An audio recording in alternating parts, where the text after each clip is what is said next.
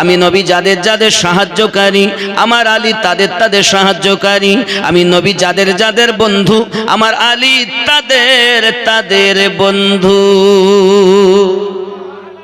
আব্বাজি আমার সোনা মানিক, এখন পৃথিবীতে ইসলাম ধর্ম দুই ধারাতে চলতেছে। আব্বা, ইসলামের সঠিক ইতিহাস আপনি জানুন, কারণ আপনার কবরে মোল্লা যাবে না, আপনার কবরে রাসূলুল্লাহ আসবেন নাকি? আপনার আমার কবরে কোন মোল্লা আসবে না, আমাদের কবরে রাসূলুল্লাহ আগমন করবেন। জওয়ান যুবক পরিষ্কার ভাবে বুঝুন, প্যারা নবী নূরুন আলা নূর নবী জানিয়েছেন ইসলামের ধারা দুই ভাবে চলতেছে। এক হলো আমার নবী পাকের কলিজার টুকরা মা খাতুনে জান্নাত রাদিয়াল্লাহু তাআলা আনহার কলিজার টুকরা ইমাম হাসানে পাক, ওনার থেকে আওলাদ আসতে আসতে হাসানে মুসান্না থেকে ইসলাম ধর্ম, আবার খাতুনে জান্নাতের কলিজার টুকরা ইমাম হোসেন পাক থেকে হযরতে যায়নুল আবেদিন, ওখান থেকে ইসলাম ধর্ম। এই দুটি ধারায় ইসলাম কিয়ামত অবধি চলবে। আর হাসর মাঠে নবী শাফায়াত করে নেবেন, মাওলায়ে কায়নাত জান্নাতের টিকিট বন্টন করবেন, আর জান্নাতের ভিতরে সকল যুবকদের সরদার হাসান হোসাইন হবে। सुभान अल्लाह। इस्लाम तेरी बाप की दी हुई दीन नहीं है, ये मेरे रब की दी हुई है। और प्रचार করেছেন যিনি, তিনি আমাদের নবী। বুঝতে পারছেন আব্বাজি আমার? প্যারা নবী সাল্লাল্লাহু আলাইহি ওয়াসাল্লামের যখন 30 বছরের ছোট হযরত আলী, বাপের নাম আবু তালিব, মায়ের নাম ফাতেমা বিনতে আসাদ। এখন খেয়াল করুন বাবা, হযরত আলী কারামাল্লাহু ওয়াজহুল কারীম যখন তার মায়ের পেটে ছিলেন, এমনি সময় তিনি বলতেছেন আন্নাহু কানা ইয়াতাআররাদু ফি বাতনি উম্মিহি ফায়ামনাউহা মিনাস সুজুদি লিসালামি ইদা আরাদাত যালিক। কি বলছে দেখুন, হযরত আলী কারামাল্লাহু ওয়াজহুল কারীম যখন মায়ের পেটে, ওনার মা কোন মূর্তির সম্মুখে যদি মাথা নত করতে যেতেন, সঙ্গে সঙ্গে আলী তার মায়ের পেটে টেনে ধরতেন। মা জননী কখনো কোনো মূর্তির দিকে মাথা নত করতে পারেননি। सुभान अल्लाह। বন্ধুরে, এতটুকুই নয়, হযরত আলী কারামাল্লাহু ওয়াজহুল কারীম রাদিয়াল্লাহু তাআলা আনহু পৃথিবীর সরজমিনে মায়ের পেটেই রয়েছেন। এখন মক্কা নগরে বড় একটি মেলা লাগে বাবা, ওই মেলাতে গিয়েছেন সবাই। কাবা শরীফের নিকটে ওই মেলাটা লাগে। মেলা দেখার পরে মানুষ খানায় কাবাতে লাত উজ্জা হবল, 360টি দেবতা ছিল বাবা। তাদের কাছে মাথা নত করে নিজেদের মনের কথাগুলো জেনে বলে আসতো বাপ। এসে তারা বলতো, কেউ বা সন্তান দেয়, কেউ বা হায়াত দারাজ করে, কেউ বা মৃত্যু দেয়। বিভিন্ন ভাবে তাদের মূর্তি ছিল বাবা আমার, এক একটা নয় 360 খানা। আব্বা আমার সোনা মানিকেরা, হঠাৎ করে যখন ফাতেমা বিনতে আসাদ রাদিয়াল্লাহু তাআলা আনহু তার আপনার কিনা খানা কাবার নিকটে গেছেন, মাথাটা নত করতে গেছেন, মাওলায়ে কায়নাত মায়ের নাড়ি টেনে ধরেছে। सुभान अल्लाह। মা মাথা নত করতে পারলেন না। পেটের ব্যথা হলো যখন, চুপ করে বসে গিয়েছেন। আবু তালিব জিজ্ঞাসা করছেন, বিবি কি খবর, কি হয়েছে তোমার? আমার মনে হয় ডেলিভারি কেস, আমার সন্তান প্রসব হবে, আমার যেন তেমন তেমন মনে হয়। ওগো বিবি, এই ফাঁকা ময়দান কোথায় তোমাকে নিয়ে যাব? এমন নিরালা জায়গা তো নাই, চলো না বিবি যাই। এখন কাবার দিকে এগিয়ে যাচ্ছেন, হঠাৎ আওয়াজ ভেসে আসতেছে, আয় আবু তালিব, ও ফাতিমা বিনতে আসাদ, তোমরা খানায় কাবার ভিতরে ঢুকে যাও, কারণ ভিতর বাইরে থেকে তালা লাগানো। হঠাৎ আল্লাহর কুদরত ইলহাম হচ্ছে বাবা, আওয়াজ হচ্ছে বাবা। আবু তালিব শুনতে পাচ্ছেন, ওই আওয়াজে স্পষ্ট বোঝা যায় খানা কাবার ভিতরে ঢুকে পড়ো। খানা কাবার দিকে আবু তালিব চাইয়া দেখে, খানা কাবার দেওয়াল সরে গিয়েছে। सुभान अल्लाह। এখনো যদি আপনি এটাকে প্রমাণ করতে চান, হাত ধরে আপনাকে অনুরোধ করব বাবা, কারণ দালালি কথা সুন্নিরা বলে না, দলিলি কথা সুন্নিরা বলে। ওরে আমার জওয়ান যুবক, আপনি যদি মনে করেন আমি দেখব প্রত্যেক বছর একবার করে খানায় কাবার গেলাপে তোলা হয়,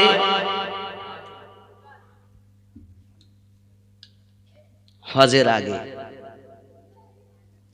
আমার জওয়ান যুবক খুব ভালো করে বুঝবেন,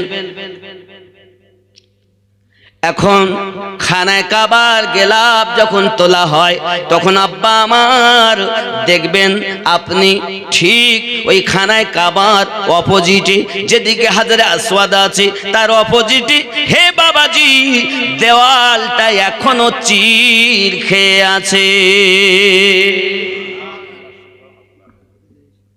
এখনো দেখে আসবেন। বন্ধুরে, যখন হযরত আবু তালিব এবং ফাতেমা বিনতে আসাদ খানায় কাবার ভিতরে ঢুকে গেলেন, অটোমেটিক আবার খানায় কাবার দেওয়াল আপনার মিশে যায়, কিন্তু একটি চির থেকে যায়, এখনো আছে। আব্বাজি আমার সোনা মানিক 13ই রজব তিনি ঢুকেছেন, দিন ছিল শুক্রবার। কি বার? এখন ভিতরে ঢোকার পরই আল্লাহর কি শান, চতুর্দিকে বন্ধ, সন্তান জন্মগ্রহণ করেছেন, সুন্দর দেখতে বাচ্চাটি, কিন্তু বাবা আমার কান্নাও করে না, চোখ চেয়ে তাকায়ও না। মা পেরেশান, স্বামীকে বলেন স্বামী এখন বিষয় কি, সন্তান জন্ম নিল, আদরের সন্তান, কিন্তু সে তো চোখ খোলে না, কান্নাও করে না।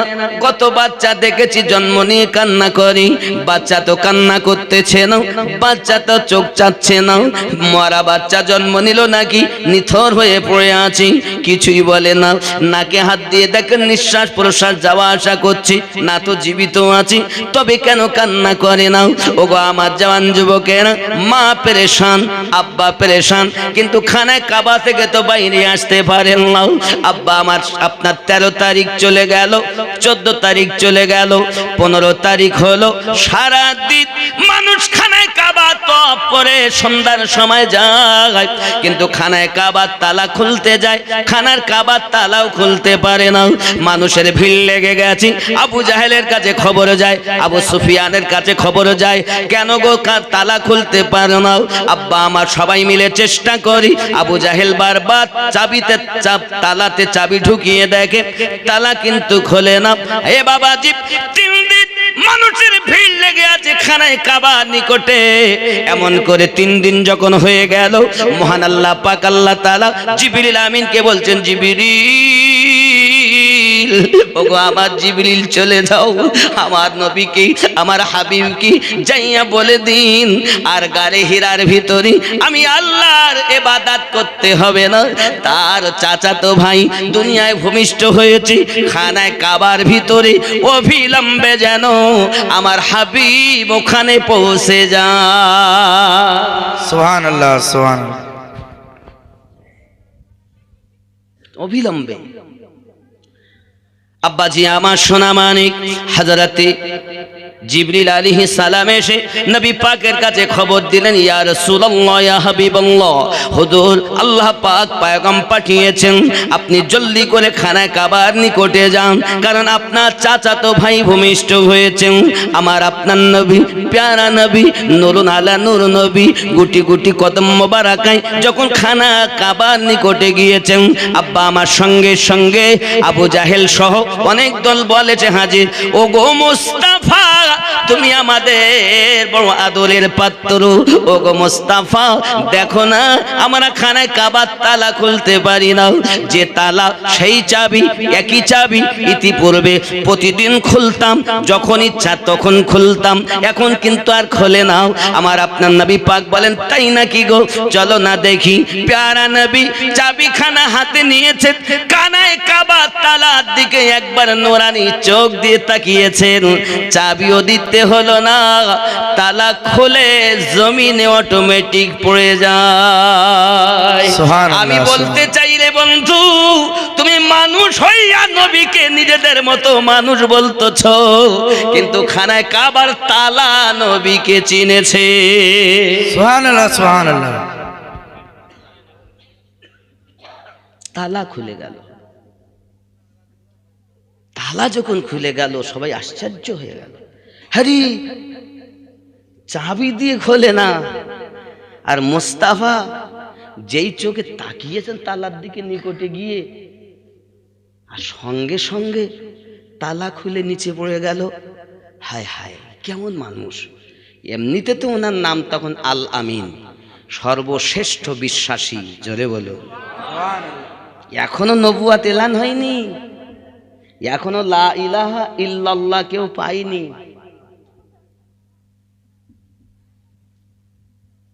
এখন নবী পাক আমার খানায় কাবার কাছে গিয়ে দরজাতে হাত মোবারকা দিলেন, দরজা খুলে গেল। বলুন সুবহানাল্লাহ। আর যেই মুস্তাফা গেছেন, চাচা মুস্তাফা বড় পেরেশান, বড় পেরেশান।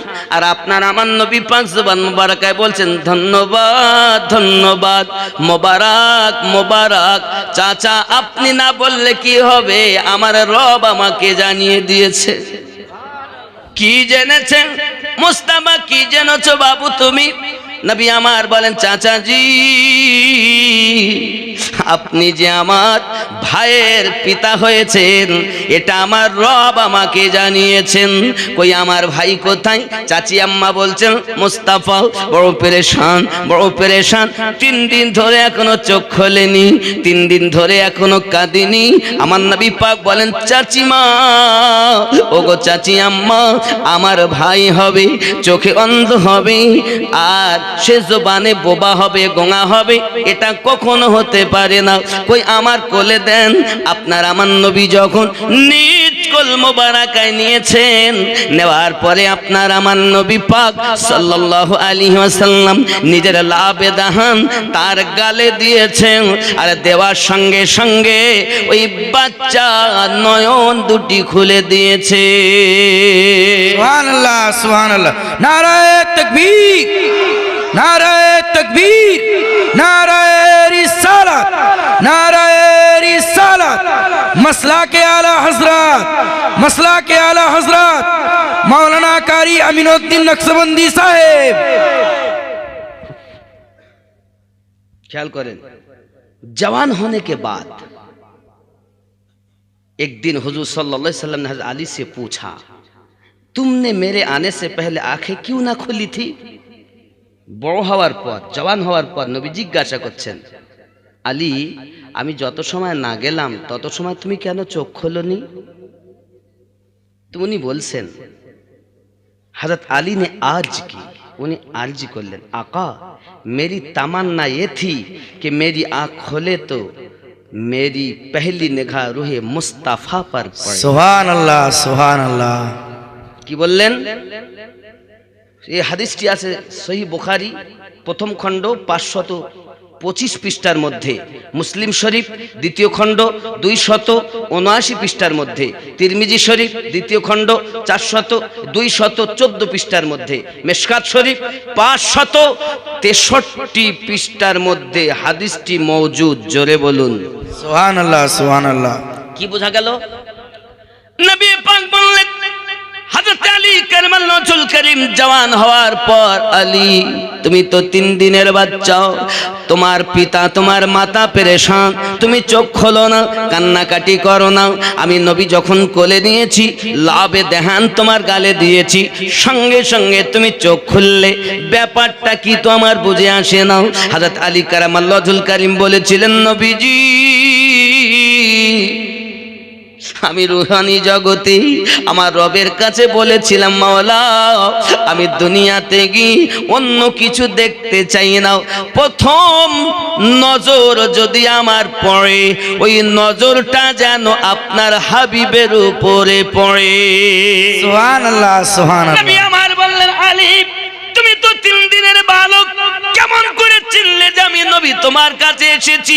মাওলায়ে কায়নাত উত্তর দিচ্ছেন, নবীজি আপনি যখনই খানায় কাবার দরজাটা ঠেলে ভিতরে প্রবেশ করছেন, সঙ্গে সঙ্গে আমার নাকে নবুয়াতের সুঘ্রাণ পেয়েছি।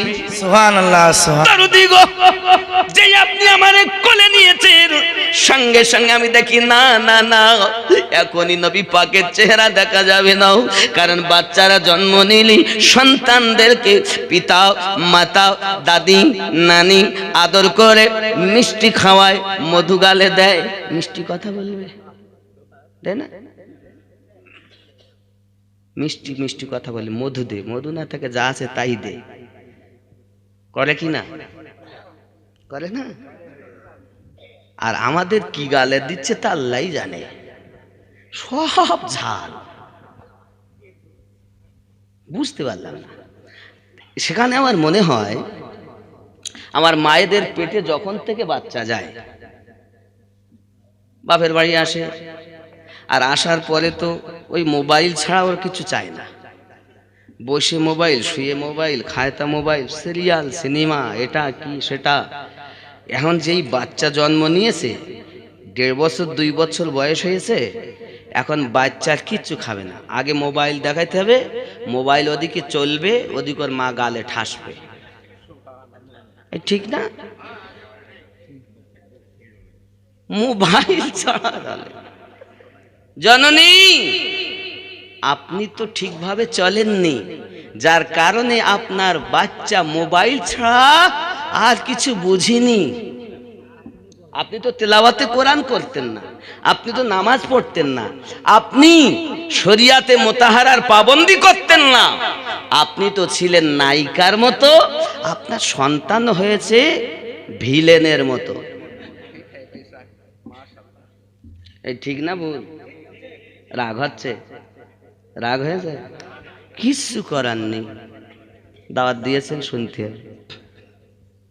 সাল্লাল্লাহু বলে সাজদা করে কাবা বাইতুল্লাহ, যার প্রেমেতে ঝুঁকে পড়ে খোদার আরশে মুআল্লা। সাল্লাল্লাহু বলে সাজদা করে কাবা বাইতুল্লাহ, যার প্রেমেতে ঝুঁকে পড়ে খোদার আরশে মুআল্লা। হলো ধন্য ধারা প্রিয় নবীজির নূরে, যে নূর দেখে ছিল মুসা নবী কোহে তুরে, যে নূর দেখেছিল মুসা নবী কোহে তুরে, সেই নূরের প্রতি দরুদ পড়েন আল্লাহ তাআলা, সেই নূরের তাজাল্লায় সারা জগৎ উজালা। সাল্লাল্লাহু বলে সাজদা করে কাবা বাইতুল্লাহ, যার প্রেমেতে ঝুঁকে পড়ে খোদার আরশে মুআল্লা।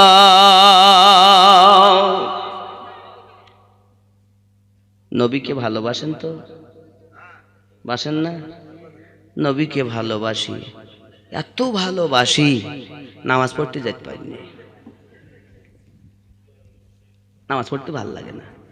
আমরা নবীর দিওয়ানা, নামাজ ভালো লাগে না। আমরা নবীর দিওয়ানা, দাঁড়িয়ে রাখতে পারবো না।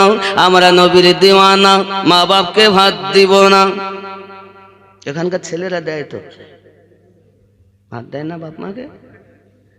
দেয়। মায়েরা বলছেন আমরা নবীর দিওয়ানি, স্বামীর খেদমত হবেনি। আমরা নবীর দিওয়ানি, পর্দায় থাকতে পারবো নি।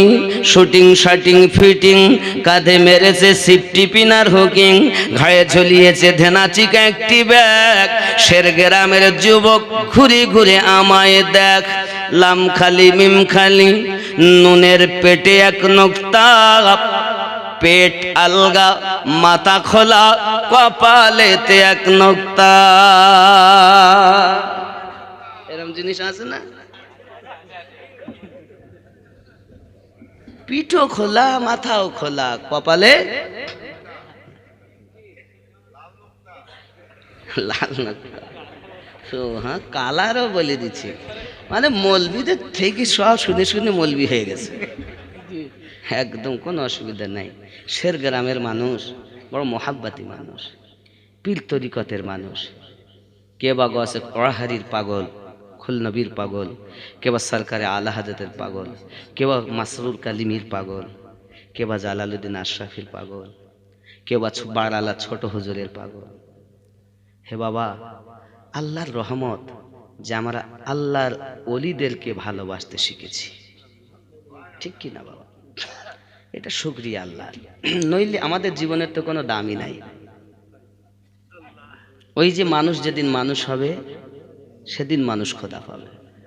আমার কথায় রাগ করছেন? ওগো মোদের দয়ার নবী, তুমি মোদের সাহারা, তোমায় ছাড়া রইতে পারি না। আমরা তোমার আশিক দিওয়ানা, যেতে চাই সোনার মদিনা। ইয়া রাসূলুল্লাহ, ইয়া হাবিবাল্লাহ, ইয়া রাসূল, ইয়া হাবিব। ঠিক না? ঠিক কি না? শেরগ্রামে ভালো লাগে না, মন যেতে চাই সোনার মদিনা। ইয়া রাসূলুল্লাহ, ইয়া হাবিব নবীজি, তুমি না এলে ওগো কে বা জানতো খোদাকে বলে। আপনি এসে দিলেন নবী, আপনি এসে দিলেন নবী, স্বয়ং খোদার ঠিকানা, তোমায় ছাড়া রইতে পারি না। ইয়া রাসূলুল্লাহ, ইয়া হাবিবাল্লাহ, ইয়া রাসূলুল্লাহ, ইয়া হাবিব। জোরে বলুন না ইয়া রাসূলুল্লাহ। বন্ধুরে, প্যারা নবী নূরুন আলা নূর নবী সাল্লাল্লাহু আলাইহি ওয়াসাল্লাম মাওলায়ে কায়নাতকে কাবার ভিতর থেকে বাইরে নিয়ে এলেন। এতে আমার নবী পাক নিজ হাতে গোসল দিচ্ছেন আর বলতেছেন, যার জীবনের প্রথম গোসল আমি নবী পাক নিজ হাতে দিচ্ছি, আর এই বাচ্চা আমি নবী পাকের বিদায় গোসল নিজ হাতে দিবে। সুবহানাল্লাহ, সুবহানাল্লাহ। বন্ধু আমার, এতটুকুই নয়, মাওলায়ে কায়নাত কারামাল্লাহুল কারীম হযরত আলী তার নাম রাখা হলো। হযরত আলী কারামাল্লাহুল কারীমকে দেখে যখন নবী এই কথা বলেছেন, সঙ্গে সঙ্গে আবু জাহেল এগিয়ে এসেছে। বাবা আমার দুশমন মক্কা নগরে তারা এগিয়ে এসেছে, এসে বলছে, মুস্তাফা মুরতাজা, ওগো আল আমিন, এই বাচ্চা যদি এত ভালো হয় তাহলে আমাদের কথা হলো এটি, আমি আবু জাহেল দেখতে চাই বাচ্চা হারামি না হালালি। কেমন করে দেখবে? বলে এই কানায় কাবার উপরে একটি সাপ থাকে বাবা, ওই সাপটার নাম হলো মাইয়ারুল আদ।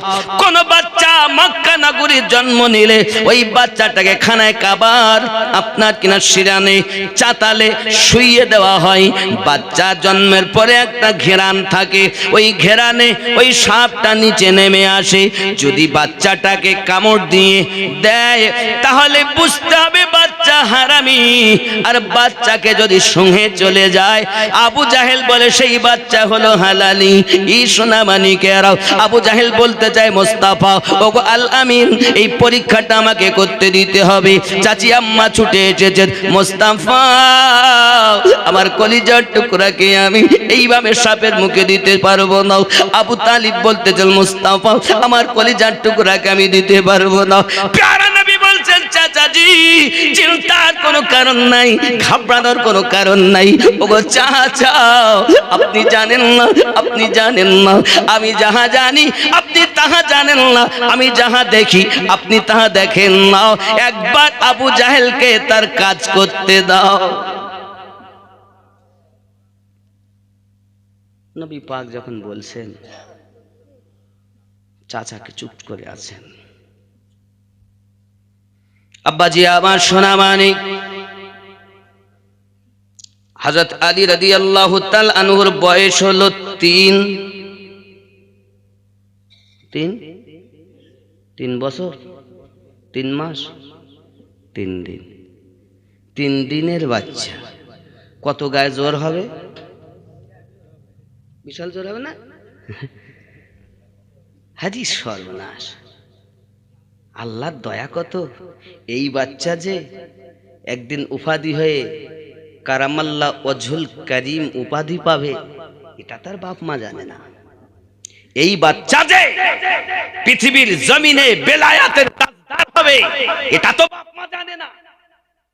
এই বাচ্চা যে পৃথিবীর জমিনে আল্লাহ টাইগার বলে পরিচয় পাবে, তো বাপ মা জানে না।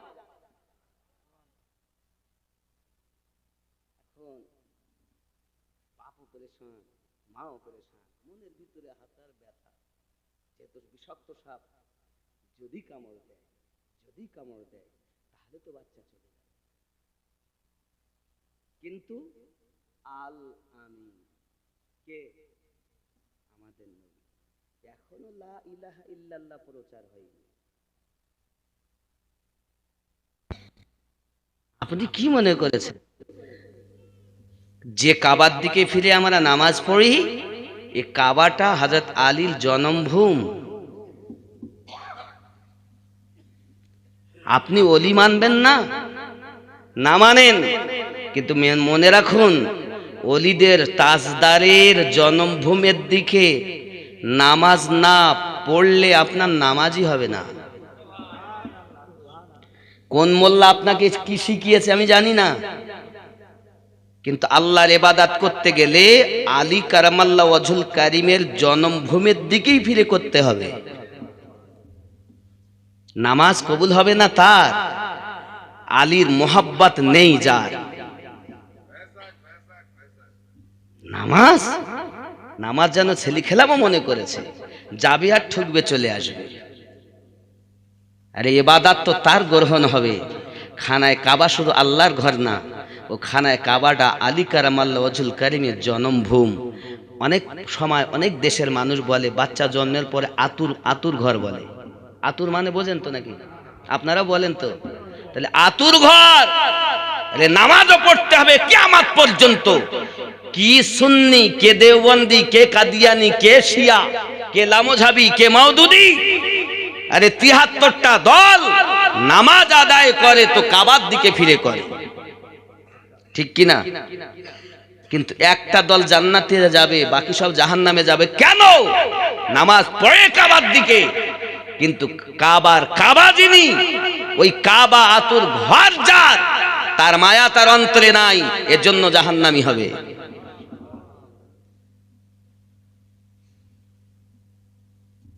আপনি জেনেছেন খানায় কাবা আল্লাহর ঘর, কিন্তু এটাও জানা দরকার খানায় কাবা আমার নবীর আগমনে ঝুঁকে গিয়ে 3 দিন পর্যন্ত দুলতে থেকেছে। সুবহানাল্লাহ, সুবহানাল্লাহ। এটাও জানা দরকার খানায় কাবা মাওলা আলীর জন্মভূমি, ওটা আতুর ঘরের দিকে ফিরে নামাজ পড়ি আমরা। কেন করলেন আল্লাহ খানায় কাবাকে কেবলা? ইতিপূর্বে তো বাইতুল মাকদাস নাকি মসজিদে আকসা, যেদিকে ফিরে নামাজ আদম থেকে নিয়ে আমাদের নবী পর্যন্ত সবাই পড়েছেন। সময় আমার নবী 4 রাকাত নামাজের নিয়ত করে দাঁড়িয়েছেন, সাহাবায়ে কেরাম মুক্তাদি, নবী ইমাম নামাজ পড়ছেন আর বারবার খানায় কাবার দিকে ফলো করছেন। আল্লাহ, কাবা যদি কেবলা হতো, আল্লাহ পাক বলেন জিবরিল যাও না, আমার হাবিব এত তাকায় কেন? আকাশের দিকে তাকাচ্ছেন। কোরআন বলছে কদ নারা তাকাল্লুবা ওয়াজহিকা ফিস সামাই। নবী পাক বারবার নামাজের সময় আকাশের দিকে তাকাচ্ছেন। জিবরিল আমিন এসেছেন, নবী পাককে জিজ্ঞাসা করেন হুজুর খবর? নবী পাক বলেন জিবরিল আমার রবকে বলুন না, কাবা যদি কেবলা হতো আমি নবী বড় খুশি হয়ে যেতাম। আল্লাহ পাক আয়াতে কারিমা নাজিল করলেন ফালা নুবাল্লিয়ান্নাকা কিবলাতান তারদাহা। আয় আমার হাবিব, মুখ ফিরানো আপনার কাজ, কাবাকে কিবলা বানানো আমি রবের কাজ। সুবহানাল্লাহ সুবহানাল্লাহ।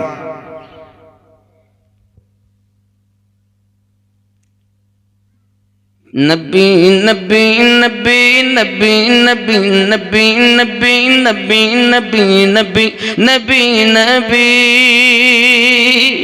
जमालियात आपसे तजल्लियात आपसे तखय्युलात आपसे तसर्रुफात आपसे बस एक निगाही मुस्तफा क़िबला भी बदल गया बस एक निगाही मुस्तफा के क़िबला भी बदल गया उन्हीं का सर है खुश रबी नबी नबी नबी नबी नबी नबी नबी नबी नबी नबी नबी नबी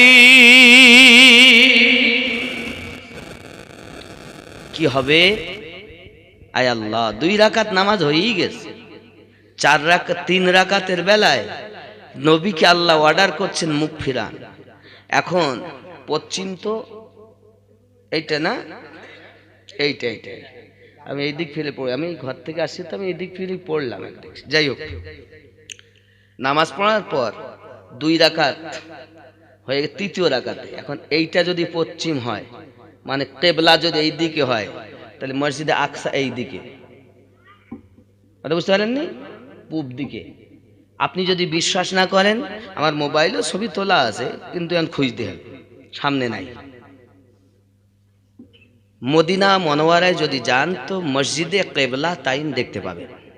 মসজিদে কেবলা তাইন মানে পরিবর্তনশীল কেবলা, 2 কাবা বিশিষ্ট মসজিদ, মসজিদে কেবলা তাইন 2 কেবলা বিশিষ্ট মসজিদ, এই দিকে আর এই দিকে। তাহলে নবী পাক ইমাম, সাহাবীরা মুক্তাদি। তো নবী পাক মুখ করে দাঁড়িয়েছেন, সাহাবীরা ওই দিকে মুখ করেছেন পূব দিকে। নবী যখন ঘুরছেন হুকুম কার? আল্লাহ। কার প্রতি হুকুম? নবীর প্রতি। সাহাবীদের প্রতি কি হয়েছে হুকুম? আল্লাহ জানেন মাধ্যমে জিবরিল আর আমার নবী, চতুর্থ কেউ জানার কথা না নাকি? এখন নবী পাক সাল্লাল্লাহু আলাইহি সাল্লাম ঘুরলেন, যেই নামাজের হালাতে ঘুরে যাচ্ছেন তো অটোমেটিক সাহাবীরা ওইভাবে ঘুরে যাচ্ছেন। ইসলামটা ভালোভাবে বুঝবেন, ওয়াহাবিদের মতো বুঝবেন না, সাহাবীদের মতো বুঝবেন। ইসলাম ওয়াহাবিদের মতো বুঝবেন না, ইসলাম ধর্মটাকে সাহাবায়ে কেরাম রিদওয়ানুল্লাহি তাআলা আলাইহিম আজমাইনদের মতো করে বোঝার চেষ্টা করবেন। আপনি একটু নিজের ব্রেন খাটিয়ে বলুন, পূর্ব দিকে নবী পাক ইমাম হয়ে দাঁড়ালেন, সাহাবায়ে কেরাম নবী পাকের পিছনে ইক্তেদা করে দাঁড়ালেন। তো নবী যখন ঘুরছেন, মামলা আল্লাহ ও রাসূলুল্লাহর খেলা নামাজের মধ্যে চলছে, সাহাবীদের তো জানার কথা না। নবী যখন ঘুরছেন তো সাহাবীরা ঘুরলেন কেন?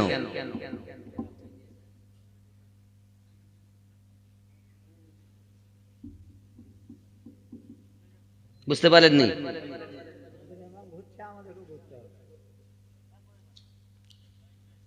ভালো করে বুঝবেন জিনিসটা। বলছে আল্লাহ ঘুরিয়ে দিয়েছেন, আল্লাহ পাক ঘুরাননি, আল্লাহ পাক তাকে জ্ঞান দিয়েছেন এবং মোহাব্বত দিয়েছেন। কার প্রতি মোহাব্বত দিয়েছেন? ইমাম যিনি তার প্রতি। আমরা জানি না রব কোন দিকে, আমরা জানি নবী যেদিকে রবও সেই দিকে। সুবহানাল্লাহ সুবহানাল্লাহ। তো ইবাদত নামাজ, নামাজ তো যে কোনো ছোটখাটো ইবাদত না, তাও ফরজ নামাজ। এ তো সুন্নাত নফল ওয়াজিব এসব না, ফরজ নামাজ। ফরজ নামাজ পড়তে গিয়ে জোহরের 4 রাকাত নামাজ, জোহরের নামাজ পড়ছে ফরজ, ফরজ নামাজ ঘুরছেন নবী, সাহাবীরা তো ঘুরছেন না, না ঘুরবেন? আমাদের তো মন নামাজে দাঁড়িয়েছেন, যে দিক পারে ঘুরি গিয়ে থাক, আমরা আল্লাহর ইবাদত করতেছি, আল্লাহ আল্লাহ আল্লাহ আল্লাহ। সাহাবী রসুল দেখছেন আল্লাহ তো পাবো, তো রসুলুল্লাহ মাঝে, নবী বাদে আল্লাহ পাবো কেমনে?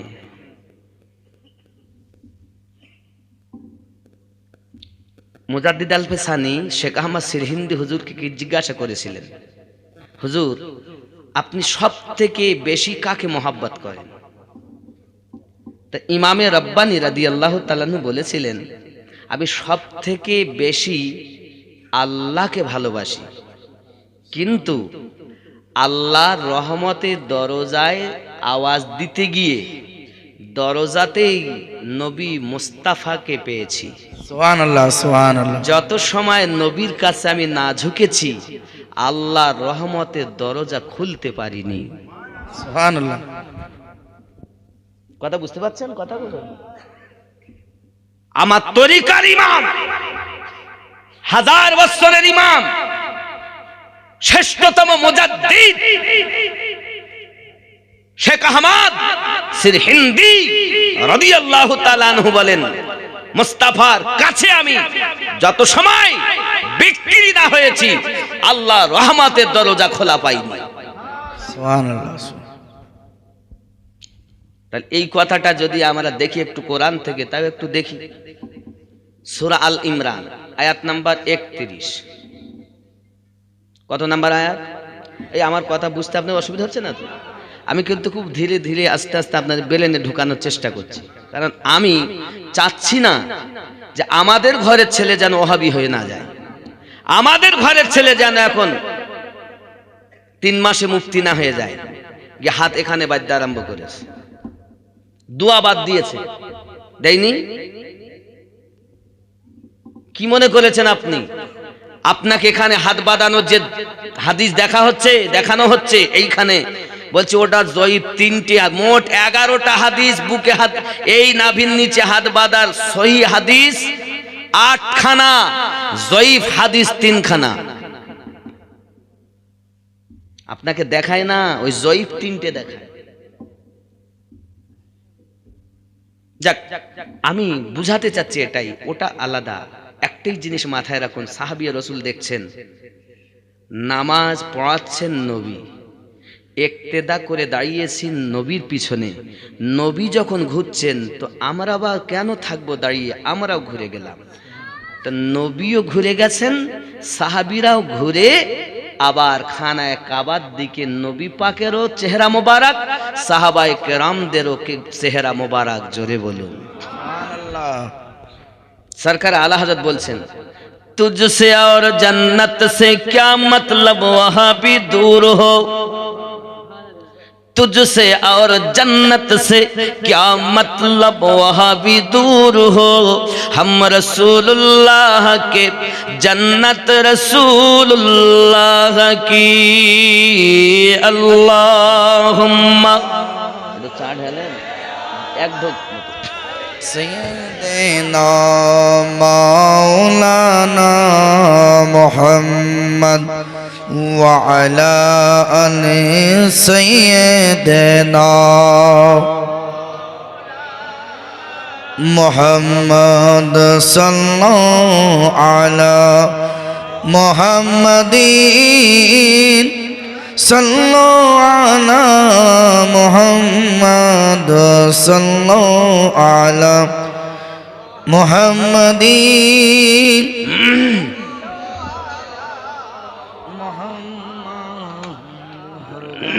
জবা পাক নাবি মুহাম্মদ হরদম জবা সফিয়ানা মুহাম্মদ। বাবজি সাল্লাল্লাহু আলাইহি ওয়াসাল্লাম সাহাবিয়ে রসুলরা ঘুরেছেন, ওহি সাহাবীদের উপরে নাজিল হয়নি, হয়েছে নবী পাকের প্রতি। নামাজ 2 রাকাত হলো আগের কাবার দিকে, আর নবী যেটাকে চাইলেন আল্লাহ সেটাকে কিবলা বানিয়ে দিলেন। ও 2 রাকাত হলো আমরা এখন যে কিবলার দিকে, কাবার দিকে। 4 রাকাত কমপ্লিট। নামাজের পর নবী পাক সাহাবায়ে কেরামকে জিজ্ঞাসা করছেন, আচ্ছা আপনারা বলুন, নামাজ পড়তে পড়তে আপনারা ঘুরলেন কেন? ইমানের পরীক্ষা, বলুন না সুবহানাল্লাহ। আমার জওয়ান যুবক সোনা মানিক আব্বাজি, ভালো করে মাথায় রাখতে হবে বাবা, ওহি আল্লাহ পাক আমার নবী পাকের প্রতি নাজিল করেছেন। সাহাবী রাসূলেরা একথা বলেননি কখনো যে আমাদেরকে দলিল দেন তারপরে মানবো, আমাদেরকে দলিল দেন তারপরে মানবো। কোন আয়াতে আছে, কোথায় আছে? সাহাবী রাসূলেরা কখনো জানতে চাননি। এই দলিল চাওয়ার নিয়ম হলো ওয়াহাবীদের। দলিল না চেয়ে নবীর কথা মেনে নেওয়া মুহাব্বত হলো সাহাবীদের। খুব ভালো করে বুঝুন, সাহাবায়ে কেরাম রিদওয়ানুল্লাহি তাআলা আলাইহিম আজমাইনদের ভিতরে হযরত আবু বকর রাদিয়াল্লাহু তাআলা আনহু উঠে দাঁড়িয়ে গেলেন, আর মুহাব্বতের নজরে আদবের সহিত বলছেন, আসসালাতু ওয়াসসালামু আলাইকা ইয়া রাসূলুল্লাহ। আমার পিতা, আমার মাতা আপনার কদমে কুরবান গো নবী। আমরা কি জানি কাবা এই দিকে না এই দিকে, আপনি যখন এই দিকে মুখ করে এতদিন ধরে নামাজ পড়েছেন, আমরাও আপনার পিছনে ইক্তেদা করেছি। হঠাৎ আজকে আপনি নামাজ 2 রাকাত পড়ার পরে নামাজ হালাতে আপনি ফিরে গেছেন নবী, আমরাও ফিরে গেছি। কারণ আমরা জানি না কাবা কিবলা এই দিকে না কিবলা এই দিকে। আমাদের নজর নবী যেদিকে, কিবলা সেই দিকে। সুবহানাল্লাহ সুবহানাল্লাহ। सरकार आला हजरत बोले, हाजियो आओ शहंशाह का रोजा देखो, काबा तो देख चुके हो, अब काबे का काबा देखो। नबी आमद काबा रो काबा, এই কাবার কাবা আমার নবীকে যারা মানে তারা প্রকৃত ঈমানদার। আমার নবীকে যারা সাহাবায়ে কেরামদের মতো মোহাব্বত করেছেন, দলিলবিহীন যারা নবীকে মোহাব্বত করেছেন, নবীকে মোহাব্বত করার জন্য দলিল লাগবে না, নবীকে ভালোবাসার জন্য কোনো দলিল লাগবে না। রাসূলে পাককে মোহাব্বত করার জন্য সুন্দর একটা দিলের প্রয়োজন, দলিলের প্রয়োজন নয়, ভালো একটা মনের প্রয়োজন। মন ভালো যার, মোহাব্বত হলো তার।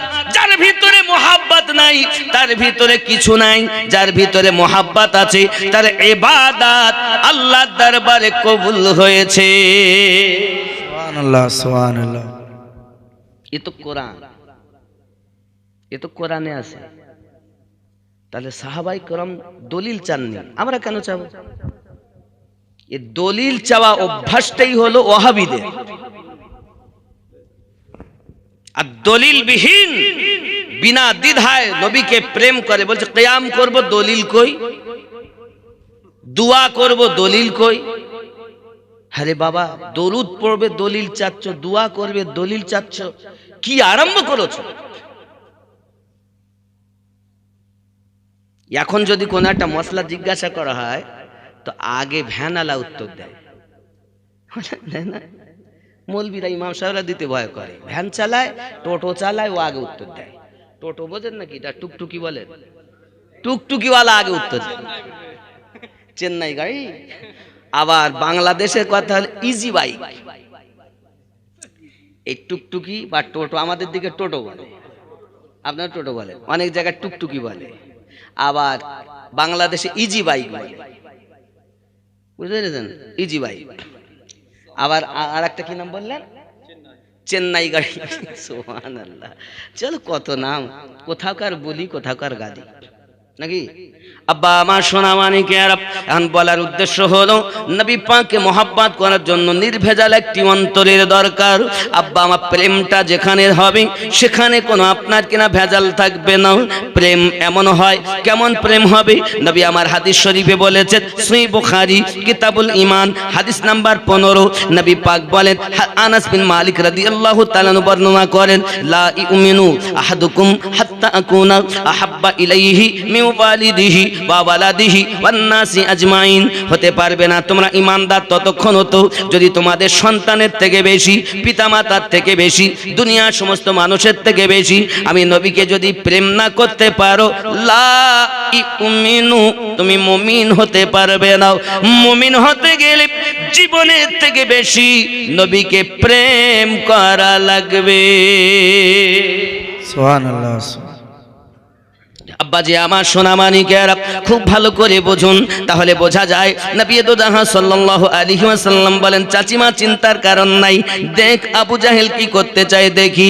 হঠাৎ আলী রাদিয়াল্লাহু তাআলা নুকে ওই আপনার সিরিয়ানে মানে চবুতরাতে মেঝেতে শুইয়ে দেওয়া হয়েছে খানায় কাবার বাহিরে। বন্ধু বাচ্চার একটি গন্ধ পেয়ে আস্তে আস্তে মাইয়ারুল আর সাপটি নিচে এসেছে।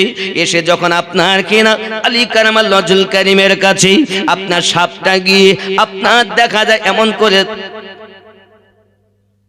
এদিক ওদিক তাকায়, মাথার ধারে সাপটি। হযরত আলী রাদিয়াল্লাহু তাআলা আনহুর বয়স মাত্র 3 বছর। ডান হাত দিয়ে সাপের গলার টুটি ধরেছে আর বাম হাত দিয়ে আপনার কিনা লেজের দিকে ধরে এক টান দিয়ে সাপটাকে 2 ভাগ করে দিয়েছে। আবু জাহেল লাফ মেরে উঠেছে, মুস্তাফা মুর্তজা, ওগো মুস্তাফা আল আমিন, এখন আমি হালালি হারামির পার্থক্য কেমন করে করব? আমার আপনার নবী বলেন, হারাম হালালের পার্থক্য সাপ দ্বারাতে হবে না, আজ থেকে হালালি আর হারামির পার্থক্য হবে আমার আলী। সুবহানাল্লাহ। কেমন করে গো মুস্তাফা? নবী আমার জানিয়ে দিলেন। আলীকে দেখে, আলীর কথা শুনে, আলীর কথা শুনে যাদের মনে রাগ হবে, যাদের মুখটা বেঁকে যাবে, জেনে রাখবে ওই ব্যক্তি হারামজাদা। আর আলীকে দেখে যাদের মনে আনন্দ, মুখে আনন্দ, মনে রাখবে তারা হালাল জাদা। সুবহানাল্লাহ সুবহানাল্লাহ। নারায়ে হায়দার, ইয়া আলী। আমরা হালালি সন্তান, এজন্য আলী কারামাল্লাহু ওয়াজহুল কারীমে কথা শুনলেই মুখে আনন্দ, ওনার দুঃখে আমাদের চোখে পানি, ঠিক না? আব্বাজি আমার সোনা মানিক, আবু জাহেল বলে, আচ্ছা তাই যদি হয় তাহলে আর একটা পরীক্ষা আমার আছে। বলে কি? বাচ্চার কপালে আমি তিলক দেই, মানে যে বাচ্চাগুলো সাপ কামড় না মারে। আবু জাহেল ও তো সর্দার সবার, ওর নাম হলো আবুল হাকাম, মানে বুদ্ধির পিতা। নবী পাক তার নাম রেখেছেন আবু জাহেল, মূর্খের পিতা। তাহলে আবুল হাকাম মানে বুদ্ধির পিতা, আর সবাই তাকে ভালোবাসে, ভয়ও করে, সবার নেতা। এখন আবু জাহেল বলে, এবার ওই সব থেকে হবল দেবতা লাত, উজ্জা, ও তাদের ছোট, আর সবার বড় হলো হবল। এই হবল দেবতার মানে আপনার একটু পানি নিয়ে আর ওই দেবতার গায়ে একটু ঘষিয়ে এনে সেইভাবে নিয়ে একটু মাটি দিয়ে একটু রং দিয়ে কপালে একটা তিলক দিয়ে দেয়। দেখবেন অনেক বেধর্মীরা কপালে তিলক দেয়, দেয় না? এখন ওই কপালে তিলক দেয়, দিয়ে ওই বাচ্চার গার্জেন যারা থাকে তাদের কাছ থেকে ও উপহার উপটুকন নেয়। বুঝতে পেরেছেন? এখন আবু জাহেল বলছে, মুস্তাফা ও আলামিন, তাহলে আমি এখন করি। তো চাচিমা আর চাচা আমার নবী পাকের, ওনারা বলছেন, না আমার বেটার কপালে আমি তিলক লাগাই দিয়ে দিব না, আমার বেটার কপালে ওসব চলবে না, না দিলে তো হবে না। আমি এলাকার সম্ভ্রান্ত ব্যক্তি, সম্মানিত ব্যক্তি, আমি যাহা বলবো সেটাই মানতে হবে। জোরজার মুলুক, জনগণ আছে, কিছু করার নেই। আর যেই বলে গুরুদেব হ্যাঁ আমি এটাই করবো, সবাই হ্যাঁ ঠিক, দিতেই হবে। মোস্তাফা বলতেন চাচিমা আপনি ব্যতিব্যস্ত হবেন না। আবু জাহেলের যখন শখ, কত মানুষের কত বাচ্চার কপালে তিলক কাঠি মেরেছে, আজকে একটু 3 দিনের বালকের কপালে মারুক না, ব্যাপারটা বুঝতে পারবে। ওর কাজ ওকে করতে দাও, আমাদের কাজ আমরা করব। এমন সময় আবু জাহেল তার কর্ম করতে গেছে, মাথাটা নিচু করে হযরত আলী কারামাল্লাহুল কারিমের কপালে যেই তিলক দিতে যাবে, সঙ্গে সঙ্গে 3 দিনের বালক এক থাপ্পড় মেরেছে। জোরে বলুন সুবহানাল্লাহ। আর এক থাপ্পড়ে আবু জাহেলের গর্দান বেঁকে গেছে। সারা জীবন আবু জাহেল এইভাবে সোজা আপনার আমার মতো দেখতে পারিনি, এই বেকাই ছিল। দেখতে গিয়ে গেলাম করতে হইতো, কথা বুঝতে পারেননি? মুসা আলাইহিস সালাম আসিয়া, আম্মা আসিয়ার কোলে আনন্দিতা, উনি আনন্দিতা হচ্ছেন, মুসা নবীকে আনন্দ দিচ্ছেন। ফেরাউনের দিকে ভালো লাগলো, বাচ্চা তো দেখতে সুন্দর, বিবি বিবি একটু আমাকে দাও, আমি একটু আদর করি। এখন ফেরাউনের কোলে দিতে না চাইলেও চেয়েছে যখন দিতেই হবে।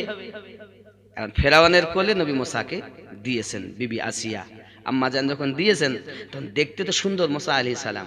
এখন আদর করে ফেরাউন গালে চুমা খেতে গেছে, আর যেই চুমা খেতে গিয়েছে আল্লাহর নবী মুসা কালিমুল্লাহ এক চড় মেরেছে। আর ফেরাউনের যখন মেরেছে না, তার কোলের বাচ্চা সবাই ছেড়ে দিয়েছে, মুসা আলাইহিস সালাম দাঁড়িয়ে গেছেন, বলুন সুবহানাল্লাহ সুবহানাল্লাহ। একেবারে চালা ধরে গেছে ফেরাউনের, চাইলিবিলি করতেছে। বিবি বলছে হ্যাঁ ছোট বাচ্চা, একটা থাপ্পড় নেই, মেরিয়ে দিলে তোরাম করছেন কেন? তা বলছে মেরেছে তো আমার, যন্ত্রণা আমি বুঝতে পারছি। আল্লাহর কোরআন সাক্ষী দেয়, মুসা আলাইহিস সালামের চড় খেয়ে ফেরাউন যেন চোখে ভোমরা দেখতে, তারা দেখতে হলো ডাকি, ওরে বিবি তুই যতই যাই বলিস এই বাচ্চা আমার দুশ্মন হবে। বিবি বলছে না না তাই কখনো হয়, ছোট বাচ্চা ওরকম আদর করতে গেলে সব বাচ্চারই ওরকম একটু থাপ্পড় টাপ্পড় মারে না, মারে না, একটু আদর করতে, ছোট বাচ্চাদের আদর করে দাড়ি ধরে টেনে ধরবে, নাহলে মাথায় যা আছে চোখে চশমাতে টেনে নেয়, করে না? এখন বলি ছোট বাচ্চা করেই ফেলেছে, না হবে না বাপজি।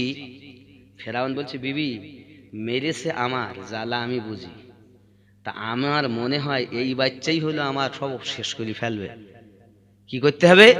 না তো আমি ছোট বাচ্চা, তুমি ওরকম করো না, না আমি মানবো না। একদিকে আগুন জ্বালিয়েছে আর একদিকে স্বর্ণ রেখেছে, যদি আগুনের দিকে যায় তো বিবি তুমি আসিয়া তোমার কথা ঠিক, আর যদি স্বর্ণের দিকে যায় তা জানবোই আমার দুশ্মন। এখন হামাগুড়ি দিতে জানেন উনি, ছেড়ে দিয়েছেন দুই সাইডে দুটো, মুসা আলাইহিস সালাম টুকটুক করে সেই স্বর্ণের দিকে যাচ্ছেন। আল্লাহ পাক বলেন জিবরিল আমার মুসাকে ফিরিয়ে আগুনের দিকে দাও। আল্লাহর ফেরেশতা জিবরাইল এসে যখন মুসা আলাইহিস সালামকে আগুনের দিকে দিলেন, আল্লাহর হুকুম এটা, কারণ কি দুনিয়ায় ইসলাম প্রচার করাতে হবে, এই কারণে মুসা আলাইহিস সালাম আগুন গালে দিলেন।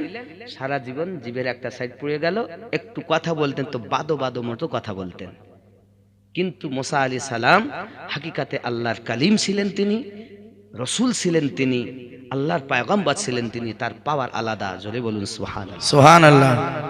এই নবী মুসা আলাইহিস সালাম একদিন যখন এই মালাকাল মউত ফেরেশতা আজরাইল ওনার রুহু কবজ করতে আসে, রুহু এখন যেমন আমি আপনাদের শেরগ্রামে বেড়াতে এসেছি না, এই রূপ ভাবে কিন্তু ফেরেশতা আসতো রুহু নিতে। দেখ মনে করেন আপনার 3টে মেয়ের পর একটা ছেলে, আজরাইল যদি এসে বলে তোমার ছেলে এক্ষুনি মারা যাবে, আমি নিতে আইছি, আপনি ভালো মুখে দিবেন? দিবেন? বাপ নিতে এসেছে দিবেন? মা নিতে এসেছে দিবেন? কেউ দেয় না। শুধু প্রত্যেক জায়গায় ঝামেলা হয়।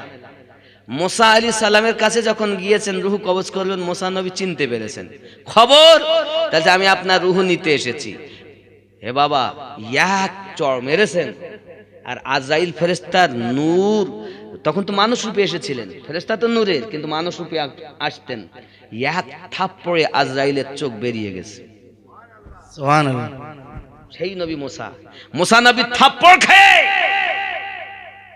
ফেরাউনের দরবারের বাবরচি এক থাপ্পড়ে জীবনে মারা গিয়েছে। কি মনে করেছেন? তাহলে ফেরেশতার চোখ বার করে দিয়েছেন যিনি, তিনি মুসা কালিমুল্লাহ। জোরে বলুন সুবহানাল্লাহ। সুবহানাল্লাহ। হযরতে আলী কারামাল্লাহুল করিম এক থাপ্পড় মেরেছে, তা আবু জাহেলের গর্দান বেঁকেছিল। কথা বুঝেননি? আব্বা আমার জওয়ান যুবক সোনা মানিক, আবু জাহেল বলে, আহা বাবা কি হয়েছে? এমন করে আমার নবী পাক এবং চাচি আম্মা চাচাজি মাওলা আলীকে নিয়ে আপনার চলে আসেন। এইভাবে দিন যায় রাত আসে, আমার জওয়ান যুবকেরা আমার আলী কারামাল্লাহুল করিম লালিত পালিত হতে থাকে।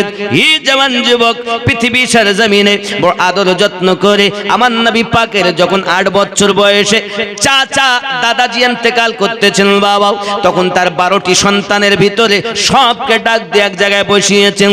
ওগো আমার বেটারাও, বলো পৃথিবীর জমিনে আমি তোমাদের কাছে একটা আরজি জানাতে চাই। আমার যে দেখছো দাদু ভাই, এই দাদু ভাই আব্বা হারা মা হারা এতিম সন্তানটাকে মোহাব্বত করতে হবে, ভালোবাসতে হবে, এই বাচ্চাটাকে প্রেম করতে হবে। পারবে কেহ নিজের বাচ্চার থেকে বেশি এই আমার দাদু ভাইকে মোহাব্বত করতে পারবে? আব্বা আমার কেউ রাজি হয় না, একমাত্র রাজি হয়েছিলেন যিনি, তিনি হযরত আবু তালিব। সুবহানাল্লাহ। বন্ধুরে, পৃথিবীর সরজমিনে আবু তালিব আমার নবী পাকের দায়িত্ব নিয়ে, আপনার ভরণ পোষণের দায়িত্ব নিয়ে চলছেন বাবা।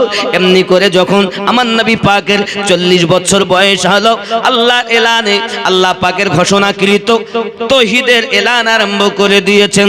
মানুষ তখন একের পর এক দুশমনে পরিণত হয়, মক্কা নগরে বড় বড় ঝঞ্ঝাট দেখা দেয়।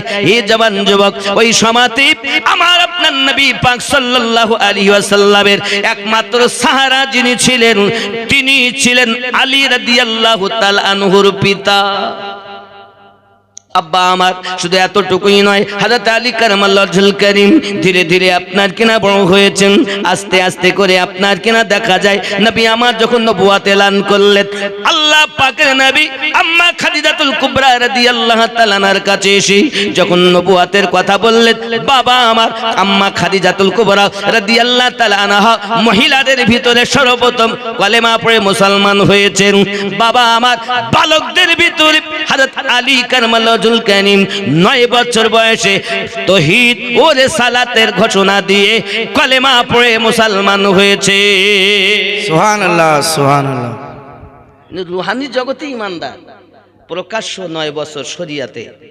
আব্বা আমার জওয়ান যুবক, এমনি করে দিন যায় রাত আসে, হযরত আলী কারামাল্লাহুল করিম আমার নবী পাকের সঙ্গে আপনার কিনা বেশি সময় কাটাতেন। এইভাবে আপনার সময় যায় বাপজি আমার সব জায়গাতে। ওই সময় মক্কার নগরে আপনার বেশি কবিতা আবৃত হতো, ওই কবিতা আবৃত করতেন তিনি। খুব সুন্দর পারদর্শী মেধাবী ছিলেন তিনি, বড় ওনার আপনার কিনা খুব ব্রেন শক্তি ভালো ছিল। পৃথিবীর জমিনে নবী আমার জানিয়েছেন, আনা মদিনাতুল ইলম ওয়া আলিউন বাবুহা, আমি নবী হলাম জ্ঞানের শহর, জ্ঞানের দরিয়া, আমার আলী হলো তার দরওয়াজা। সুবহানাল্লাহ। এখন নারায়ে তাকবীর, নারায়ে তাকবীর, নারায়ে রিসালাত, নারায়ে রিসালাত, মাসলাকে আলা হযরত, নারায়ে হায়দারি, নারায়ে হায়দারি। বন্ধুরে, আলী কারামাল্লাহুল করিমের জীবন ইতিহাস অতি লম্বা জীবন। প্রত্যেকটি জিহাদে আমার নবী পাকের সঙ্গে তিনি থেকেছেন, জীবন দেওয়ার জন্য তৈরি হয়েছেন। শুধু এতটুকুই নয়, আমার আপনার নবী যখন মক্কা থেকে মদিনায় 53 বছর বয়সে আপনার রওনা দিলেন, আল্লাহর অর্ডারে যখন রওনা দিলেন, মরণ বিছানায় মাওলায়ে কায়নাত তিনি জীবনের পরোয়া করে শুয়ে গিয়েছেন। আরো জোরে বলুন সুবহানাল্লাহ। আমাদেরকে প্রেম করতে হবে সাহাবীদের মতো। নবী পাক একটি মাত্র অর্ডার করলেন, আলী আলী বিছানায় শুয়ে যাও, সকালবেলা উঠবে, অমুক অমুককে আমানত দেবে, তারপর মদিনাতে ফিরে আসবে। হযরত আলী কারামাতুল কারিম ওই বিছানাতে শুয়ে গেলেন।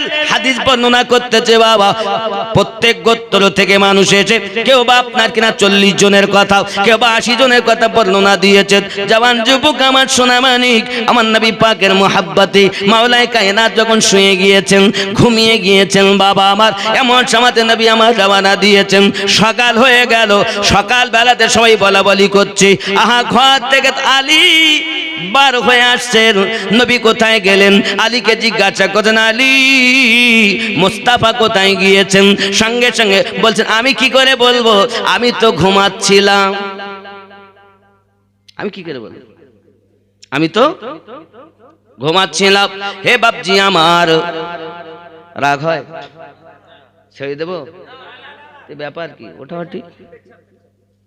সত্যি মনে হচ্ছে না। একটু দরুদ আল্লাহুম্মা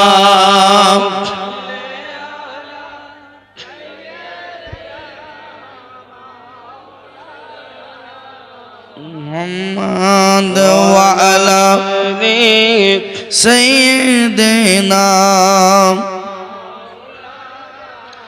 প্রেম কেন করো না মন, ওগো মুর্শিদের শানে। জলে বলুন সুবহানাল্লাহ। সুবহানাল্লাহ। আমার গসে ওয়াহারি লিখছেন মুর্শিদি গজলে, প্রেম কেন করো না মন, মুর্শিদের শানে, তার মতো আর দিলের প্যারা নাই কো তামাম জাহানে, মুর্শিদের শানে। প্রেম কেন করো না মন, মুর্শিদের শানে, ওই নামেতে ভাষাও ভেলা, ওই নামেতে গাথো মালা রে, ওই নামেতে ফুলের ডালা সাজাও গো মনে প্রাণে, মুর্শিদের শানে। প্রেম কেন করো না মন, ওগো মুর্শিদের শানে। আল্লাহুম্মা সাল্লি আলা মাওলানা মুহাম্মদ ওয়া আলা আলি সাইয়্যিদিনা। বানাও মোহাব্বতের বালা খানা, ইশকের দাও গো স্বামী আনা রে, বানাও মোহাব্বতের বালা খানা, ইশকের দাও গো স্বামী আনা রে, মুর্শিদের কদম দুখানা বসাও তাহার মাঝখানে, মুর্শিদের শানে।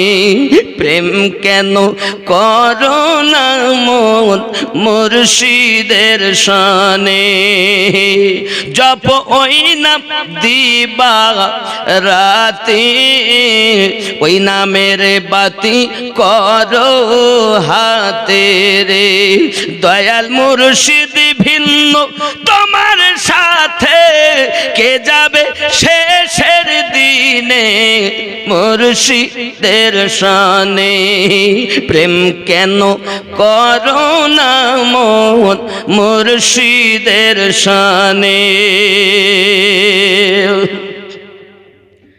এমনি আশিক দেও না করে, যেমন মাছ বাঁচে না পানি ছেড়ে রে, এমনি আশিক দেও না করে, যেমন মাছ বাঁচে না পানি ছেড়ে রে, মুর্শিদের পাক কদম পরে ধ্যান করো মনে প্রাণে মুর্শিদের শানে প্রেম কেন করো না মন মুর্শিদের শানে অধম নাচার বলছে কে দে মন তুই পড়লি ঘুরে মায়ার ফাঁদে রে অধম নাচার বলছে কে দে মন তুই পড়লি ঘুরে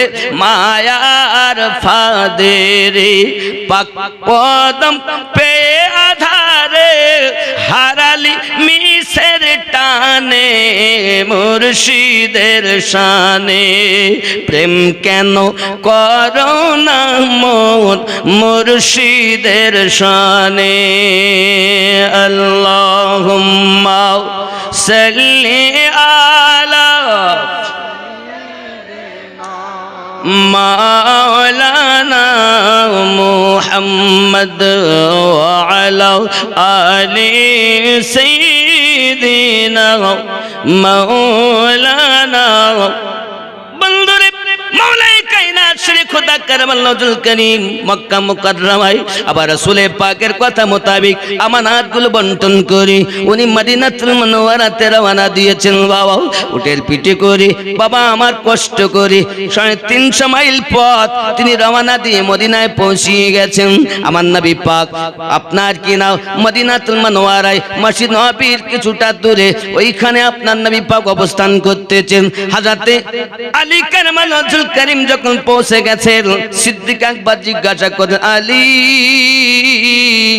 হিজরতের রাতে বিছানায় কেমন ঘুম ঘুমিয়েছেন হযরত আলী রাদিয়াল্লাহু তাআলা বলেন আবু বকর জীবনে এত সুন্দর ঘুম ঘুমিয়েছি এরকম ঘুম আমি জীবনে ঘুমাতে পারিনি আবু বকর রাদিয়াল্লাহু তাআলা বলেন ব্যাপারটা তো বুঝে আসতেছে না কেমন করে আপনি ঘুমিয়েছেন ওইটা হলো মরণের বিছানা কারণ পাইরে আছে শত্রু লাঠি সোটা তলোয়ার নিয়ে যে কোনো মুহূর্তে ঘরের ভিতরে ঢুকে তোমাকে জবাই করে দিতে পারে তোমাকে মেরে দিতে পারে কেমন করে তুমি ঘুমিয়েছো হযরত আলী কারমাল্লাহুল করিম বলতেছেন ওগো আবু বকর রাদিয়াল্লাহু তাআলা আনহু নবী পাক আমাকে বলেছেন আলী তুমি বিছানাতে শুয়ে যাও সকালবেলা উঠবা অমুক অমুককে আমানত দিবা তারপরে মদিনায় আসবা আমি আলী আমার ঈমান আমার বিশ্বাস আমার কোনো দলিল লাগে না আমার নবী পাকের প্রতি হলো মায়া আমার রাসূলের পাকের প্রতি হলো উলফত এমন নবী যখন আমাকে শুইতে বলেছেন নবী আমাকে উঠতেও বলেছেন আমানত বন্টন করতে বলেছেন আমি আলী জানি পৃথিবীর জমিনে আমি আলীর মৃত্যু হবে না যদি মৃত্যু হইয়া যায় আমার নবী পাক অপমান হইয়া যাবে আমার রাসূলের পাক বেইজ্জতি হয়ে যাবে আল্লাহ পাক কখনো নবীকে বেইজ্জতি বানাবেন না সূর্য পশ্চিম দিক থেকে উদিত হওয়া সম্ভব তবে আমার নবীর কথা মিস হওয়া সম্ভব নয় সুবহানাল্লাহ সুবহানাল্লাহ এর নাম ভালোবাসা এর নাম প্রেম হযরত আলী কারমাল্লাহুল করিমের আব্বা আমার সম্মান অনেক বাবা পৃথিবীর সরজমিনে দিন যায় রাত আসে হযরত আলী কারমাল্লাহুল করিমের বিবাহ দাম্পত্য জীবন বাবা জিন্দেগি জীবন অনেক লম্বা খুব সংক্ষিপ্ত কথা বলি বাবা জিবরিল আমিন এসে হাজির হয়ে গেছেন ইয়া রাসূলুল্লাহ ইয়া হাবিবাল্লাহ আরশ আজিমে ফাতেমা আর আলীর বিবাহ হয়ে গেছে দুনিয়াতে আপনি এবার বিবাহ পড়িয়ে দেন আমার নবী পাক সাল্লাল্লাহু আলাইহি সাল্লাম বলেন জিবরিল আমার ফাতেমার বিবাহ আলীর সঙ্গে আরশে মুআল্লাতে হয়েছে বিবাহ পড়িয়েছে কে আমার ফাতেমার গার্জিয়ান হয়েছে কে কারণ বিবাহ দিতে গেলে বিয়ে দিতে গেলে কন্যার গার্জিয়ান হওয়া লাগে না না এমনি হবে গার্জিয়ান হওয়া লাগবে তো তা জিবরিল আমি তো ওখানে ছিলাম না তবে আমার মেয়ে ফাতেমার ওখানে গার্জিয়ান কে হয়েছে মালিক কে হয়েছে তা হচ্ছে আপনার কন্যা ফাতেমার মালিক স্বয়ং আল্লাহ তাআলা হয়েছেন আই জিবরিল আমার মেয়ে ফাতেমার যদি গার্জিয়ান আল্লাহ হন তা মালিক যে হয় তার তো কিছু দেওয়া লাগে তা আল্লাহ আমার ফাতেমাকে কি দিয়েছেন জোরে বলুন সুবহানাল্লাহ সঙ্গে সঙ্গে জিবরিল আমিন বলছেন হুজুর আপনার কন্যা ফাতেমাকে মহান আল্লাহ পাক আল্লাহ তাআলা রুহে জমিনকে ওয়াকফ করে দিয়েছে। সুবহানাল্লাহ। এই যে মাটিতে বসে আছেন, এটা আম্মা ফাতেমা জোহরা রাদিয়াল্লাহু তাআলা ওয়াকফ করা সম্পত্তি বিবাহের দিন। এটা আপনার বাপের জমি নয়, এই জমিনের মালিক আল্লাহ, ওয়াকফ হয়েছে আম্মা জানের নামে। আব্বা আমার সঙ্গে সঙ্গে জিবরিল আমিনকে জিজ্ঞাসা করতেন, আই জিবরিল, বিয়ে পড়িয়েছেন কে? বলে সঙ্গে বিয়ে আমি জিবরিল পড়িয়েছি। যদি বলুন না সুবহানাল্লাহ। সুবহানাল্লাহ। আমার নবী জিজ্ঞাসা করছেন, ওগো জিবরিল, আমার কন্যা ফাতেমার বিবাহ দাম্পত্য জীবনে দেনমোহর কি হয়েছে? সঙ্গে সঙ্গে জিবরিল বলেন, হুজুর, আপনার কন্যা ফাতেমা রাদিয়াল্লাহু তাআলা আনহার দেনমোহর হলো উম্মতের নাজাত। সুবহানাল্লাহ। সুবহানাল্লাহ। পৃথিবীর জমিনে আপনি বিবাহ সুসম্পন্ন করুন। আপনার আমার নবী পাক বলেন, আলীকে ডেকে, আলী, বিবাহ করার মতো সম্পত্তি তোমার আসেনি? হযরত আলী রাদিয়াল্লাহু তাআলা বলেন, হুজুর, আমার তো কি যে একটা বর্মা আছে। হুজুর, আমার তেমন কিছু সামান আমার কাছে নাই, তবে আমার বর্মা আছে, তলোয়ার আছে। আমার নবী পাক সাল্লাল্লাহু আলাইহি সাল্লাম বলেন, ঠিক আছে, তুমি বর্মাটা না হলেও চলবে, এটাকে তুমি বিক্রি করে দাও। সঙ্গে সঙ্গে নিয়ে চলে গেলেন উসমান বিন নুরাইন রাদিয়াল্লাহু তাআলার কাছে। ভাই উসমান, আমি আলী, আমার বিবাহ হবে গো, আমার এই বর্মাটা আপনি কিনে নিন, খরিদ করে নিন। সঙ্গে সঙ্গে উসমান বিন নুরাইন রাদিয়াল্লাহু তাআলা আনহু বর্মাটাকে আপনার কিনা খরিদ করে নিলেন।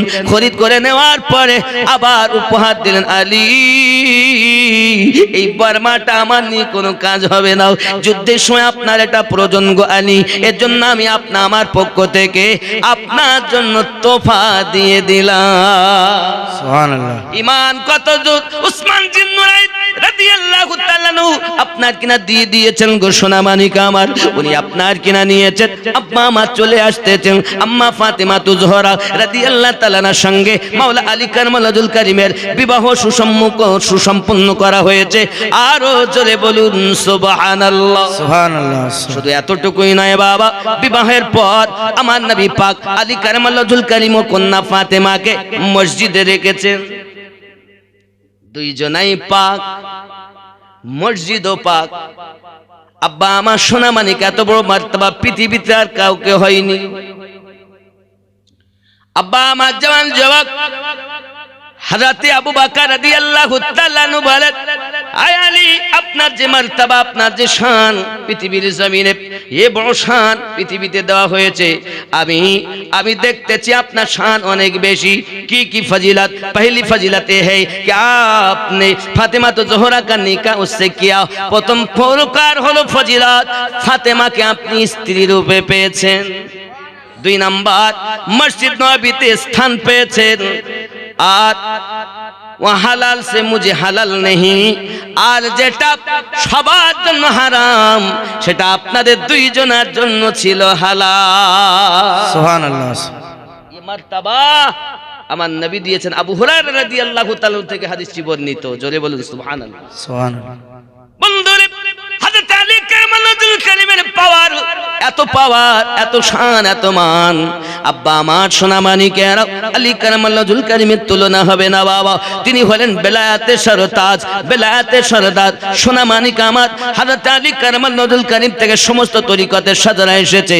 আপনি যদি তাকে না মানেন, আপনার ইমানে ঘাটতি থেকে যাবে বাবা। স্বামী স্ত্রী দুইজনা বিবাহ করেছেন। স্বামীর ঘরে দেওয়ার পৌঁছানোর সকল পিতামাতার আশা থাকে বাবা। নবী পাক সাল্লাল্লাহু আলাইহি সাল্লাম খাতুনে জান্নাতকে আপনার বিদায় দিচ্ছেন। শুধু এতটুকু কথা বলছেন, নবী আমার একটু মিষ্টি কিনে আনিয়ে মিষ্টিতে আপনার কিনা ফু দিয়ে জামাইকে আর মেয়েকে খাওয়াচ্ছেন। আর মেয়েকে বলছেন, আমার কন্যা ফাতিমা কোন রকম ভাবে যেন আমার আলী গরিব মানুষ, তার কাছে কিছু চেয়ে যেন মনে ব্যথা দেবে না বাবা। হযরতে ফাতিমা জোহরা রাদিয়াল্লাহু তাআলা আনহা এমনি করে উপদেশ শুনে চলে গেলেন আপনার স্বামীর ঘরে।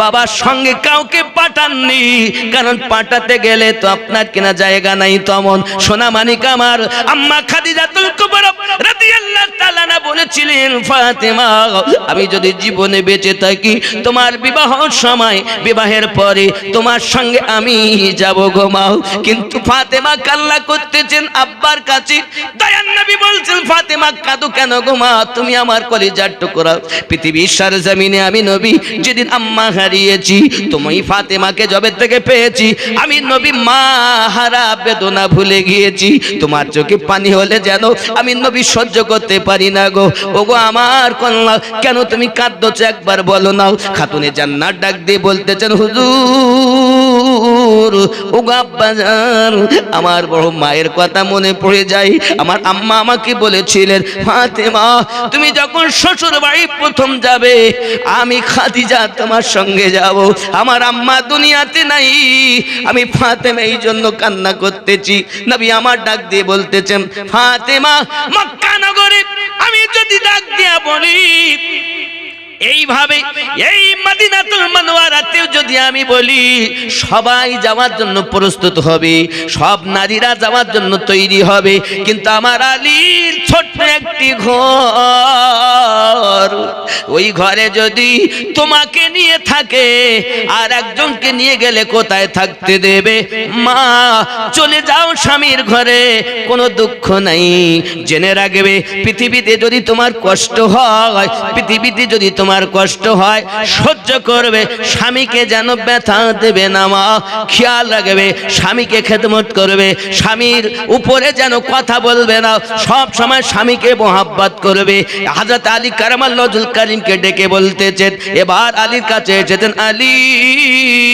ফাতেমা আমার কলিজার টুকরা উপদেশ দিচ্ছে বিবাহের পর শ্বশুর শাশুড়ি মেয়ে সঁপে দেয় না আমার কাছে দেয় না বিদায় দেওয়ার সময় বলে না তা আমাদের উপদেশ কি হয় আর নবী উপদেশ দিচ্ছেন আলী ফাতেমা আমার কলিজার টুকরা কেউ যদি ফাতেমাকে কাঁদায় সে ফাতেমাকে কাঁদালো না আমি নবীকে কাঁদিয়ে দিল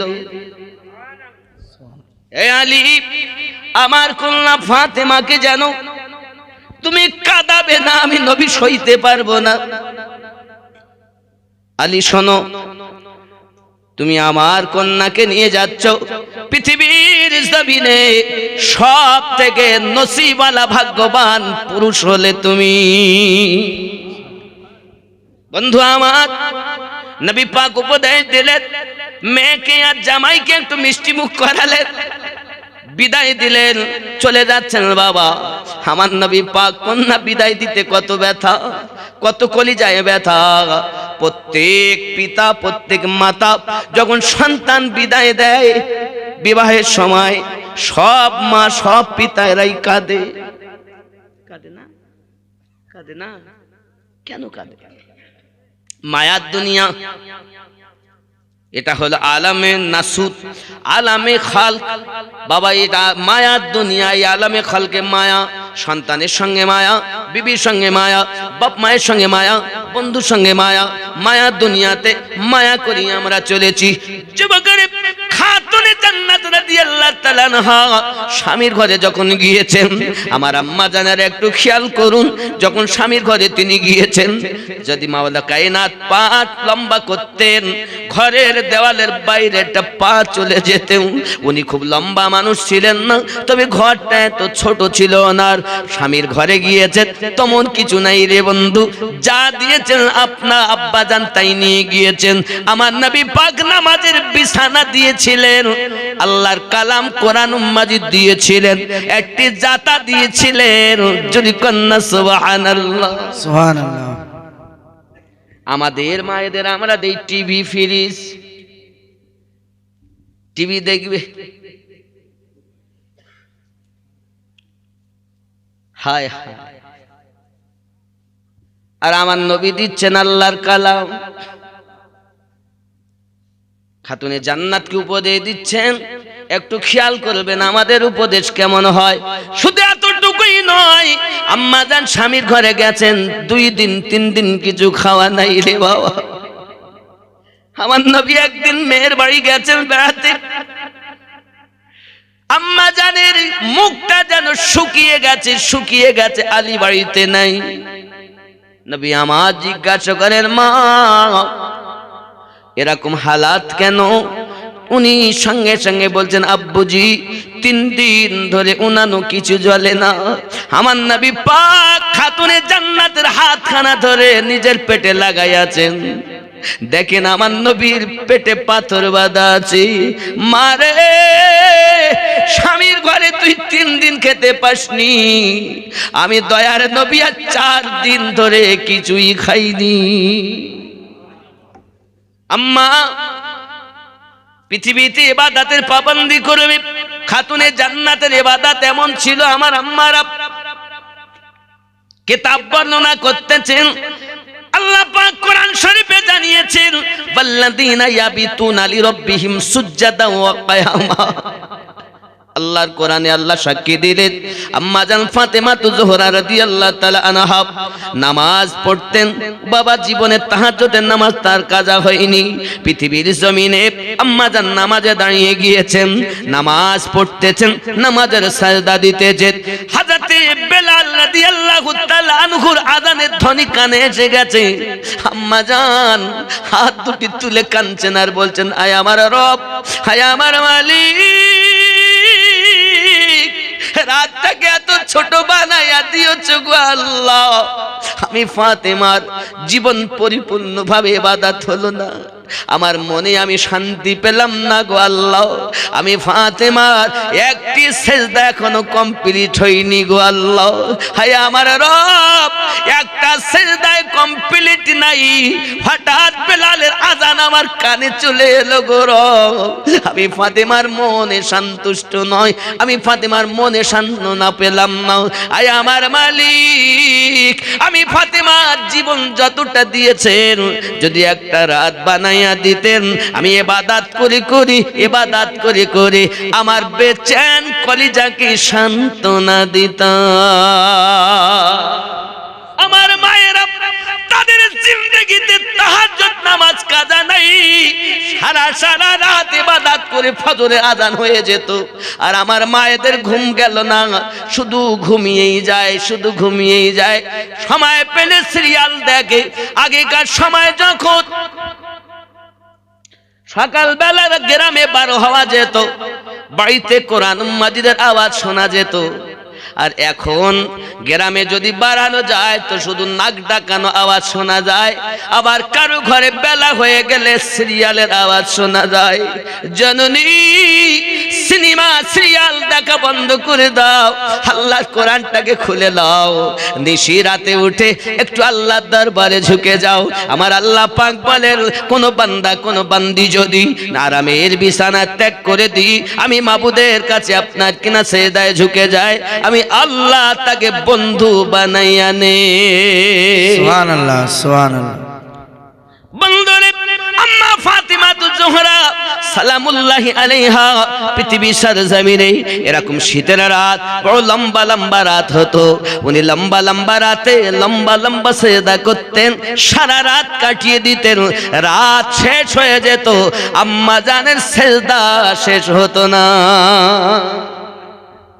জননী, যদি ভালো হও সন্তান ভালো হবে, আজ যদি ভালো না হন সন্তান কিন্তু ভালো আশা করা যায় না। আম্মা জানের ঘরে বড় অভাব, খাওয়া নাই দাওয়া নাই, অনাহারে থাকতেছে। আল্লাহ পাকের দয়া, প্রথম সন্তান ইমামে হাসান জন্ম নিলেন, নাম রেখেছিলেন হাসান। বলুন সুবহানাল্লাহ, সুবহানাল্লাহ।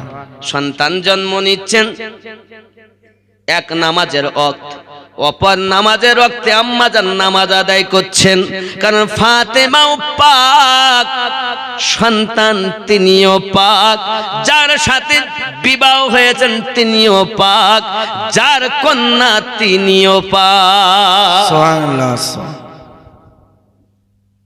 পবিত্র তারা, তাদের নামাজের তুলনা ছিল না। আর আমাদের স্বামীর নামাজ এমন, রাতকে রাত আল্লাহর ইবাদত করতেন। ও আমার জননী, এক সময় আম্মা জান ফাতেমা জোহরা রাদিয়াল্লাহু তাআলা আনহার ঘরে খাবার নাই। মাওলাই কায়নাত কারামাল্লাহুল কারীম বিবির মুখে হাসি ফোটানোর জন্য সকালবেলা উঠে ফজরের নামাজের টাইমে ব্যাগখানা নিয়েছেন, মসজিদ নববীতে আপনার নামাজে ফজর আদায় করেছেন, এবার ঘুরে বেড়াচ্ছেন। কেউ যদি কাজে নেয় কাজকর্ম করবেন আর খাবার কিনে এনে দিবেন, তা দিয়ে আপনার খাবার তৈরি হবে। সারা দিন ঘুরেছেন, কোনো কাজকর্ম তিনি পেলেন না।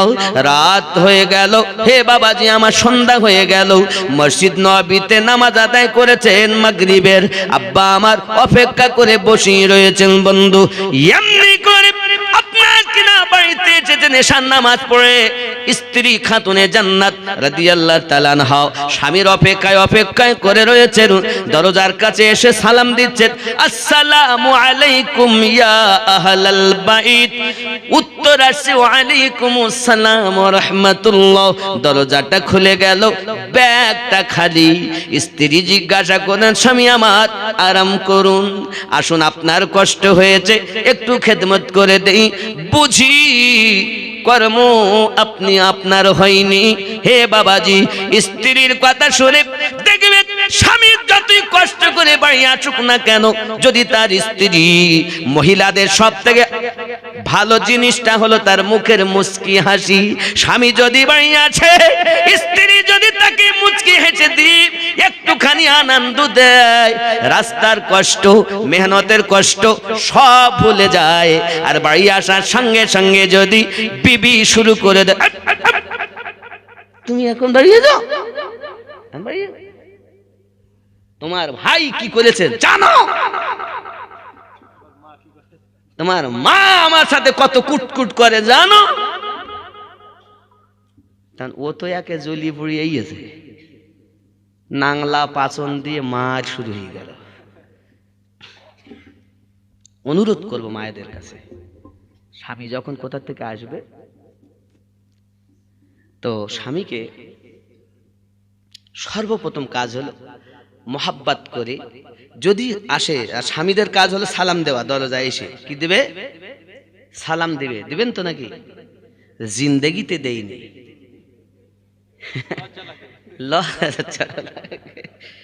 লজ্জা লাগে হুজুর, বাবা নবী সুন্নাত। আচ্ছা আমি এই এখানে রাখলাম ঘটনাটা, আমি রাখি। সব থেকে ধনী, আপনারা পয়সাওয়ালা হতে চান? নবীর একটা হাদিস শোনাবো, পয়সাওয়ালা হতে চান তো নাকি? এই ধনী হতে চান তো? তাহলে একটা আমল শোনাই। নবী পাক সাল্লাল্লাহু আলাইহি সাল্লামের দরবার কটা বাজে? 11টা। আরে সর্বনাশ, 11:30 বাজে, তো রাত করা যায়? ঠান্ডার রাত বাবা। আল্লাহ আল্লাহ রসুলের কথা শেষ হয়, নবীওয়ালাদের কথা শেষ হয়, আমরা শেষ হয়ে যাব, কিন্তু তাদের কথা শেষ। তবে ধনী তো সবাই হতে চাই না। বিদেশে, দেশ বিদেশে রাতকে রাত দিনকে দিন পানি করে দেই, কত সুদ খাই পয়সাওয়ালা হবো বলে, কত লোকের মারধর করি খেয়ে ফেলি, কত জমি আইলঠেলি চাষ করি। এই কাজ হয়েছে, সব করেছে, রাজমিস্ত্রি যারা করে, লেবারের এত খাটা খেটেছে, 2 লাখ টাকা লাভ হয়েছে, তারপর বলতে কিচ্ছু হয়নি। তো যাই, পয়সাওয়ালা সবাই হতে চায়। নবী পাক সাল্লাল্লাহু আলাইহি সাল্লামের দরবারে সাহাবী রাসূলদের যে কোনো বিপদ আপদ কষ্ট হলে নবী পাককে জানাতেন। বলুন সুবহানাল্লাহ। সুবহানাল্লাহ। একজন সাহাবী এসেছেন, নবী পাক তাকে কিছু আমল দিয়েছেন, বাড়িতে গেছেন, অল্প দিনের মধ্যে আল্লাহ পাক তাকে ধনী করে দিয়েছেন। আগে লোকের কর্ম করতেন, আর এখন নিজে বিল্ডিং করে ফেলেছেন। এখন মনে করুন আপনি যদি অল্প দিনের মধ্যে ধনী হন, তাহলে লোকের একটু চোখ পড়বে, আরে ব্যাপার কি, দুনিয়ার কি মাটির তল থেকে কোনো খাজানা টাজানা পেল নাকি, জি কোনো পেয়ে মনে হয় সোনা দানা, তাই ধনী হয়ে গেছে। এখন আব্বা সব জিজ্ঞাসা করে, ওনারও বন্ধুরা সব গিয়ে জিজ্ঞাসা করছেন, ভাইজান দয়া করে বলবেন আপনি কিভাবে ধনী হলেন? হ্যাঁ ভাইজান আমি বলবো, আমার প্রিয় নবী আমাকে 3টি আমল শিক্ষা দিয়েছেন।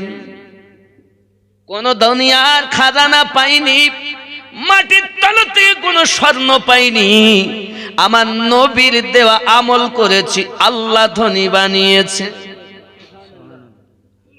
বলবো 3টি কি বলবো? আপনারা করবেন তো? যদি পালন করেন তাহলে বলবা, যদি পালন না করেন তো বলবো না। রাগ হয়? কিছু বলবা?